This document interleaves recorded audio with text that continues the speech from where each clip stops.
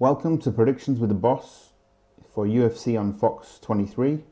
That'll take place 28th of January 2017 in Denver, Colorado. Main event is Juliana Pena versus Valentina Shevchenko. So I think the main event will go the distance and Pena will win.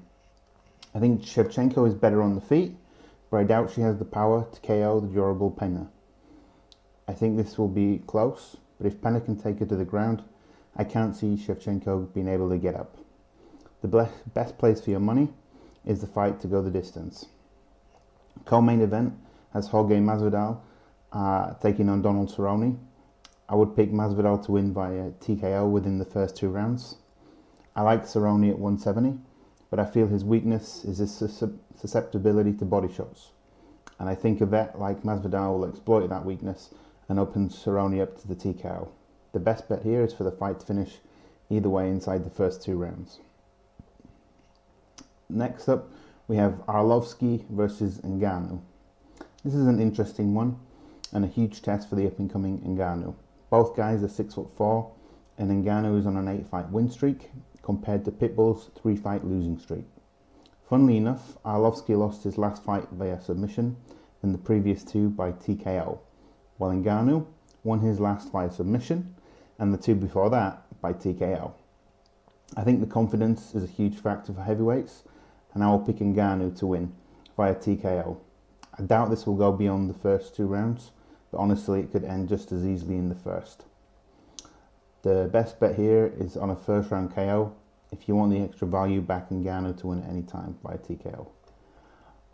Next fight, Bruce Leroy versus Jason the Kid Knight. Sees a good striker in Caceres come up against a solid chin in Knight.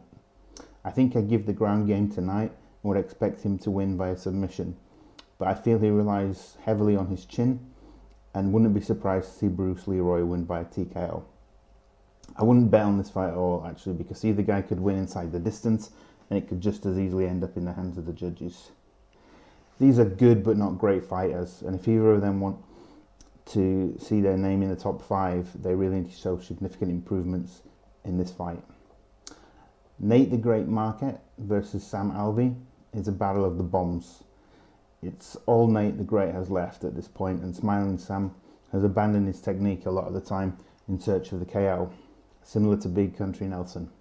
If Alvey fights smart, this is his fight to lose, and that's why I'm going to back Alvey by TKO. I think this could go as far as the 3rd round, but I wouldn't be shocked to see it end earlier either way. The next is my pick for fight of the night. This is Assunção versus Sterling. I think this will go the distance and Sterling will pick up the win, possibly by split decision. I expect high-level exchanges on the ground, but Sterling's energy to be too much for Assunção. Spicely versus DiCicaro could be a great battle if it goes to the ground. But if I'm DiCicaro, I want to keep this standing. Spicely is a very static target and could get put away cheaply on the feet. On the ground, he has excellent transitions and a variety of submissions to finish this fight. DiCicaro is no slouch on the ground either, but I think he'll get the job done on the feet in the 2nd round. Next up, we have Gonzalez versus Cottrell, and Gonzalez has a significant height advantage, but Cottrell has a lot more fights, even though he's just a year older.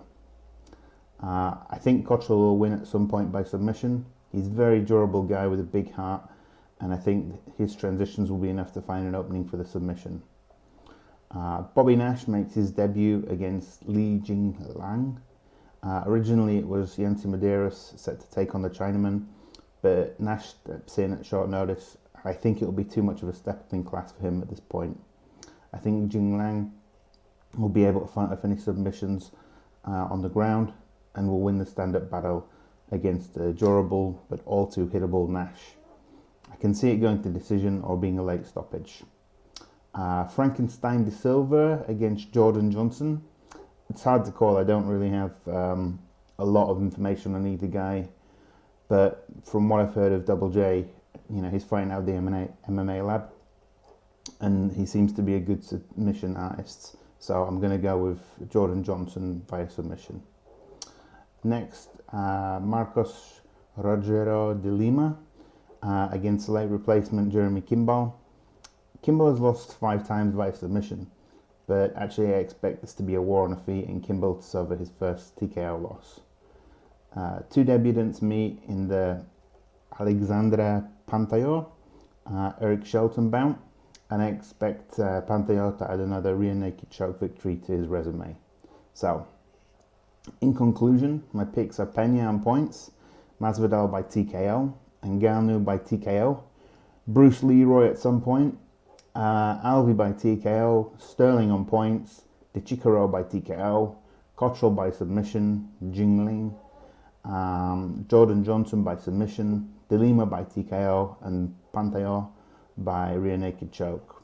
That will be 2 decisions, 5 TKOs, and 3 submissions, plus 2 where I'm non-committal. That looks like a fun card to me. Let's hope it happens. I'll do a video recap the day after and eat humble pie if not.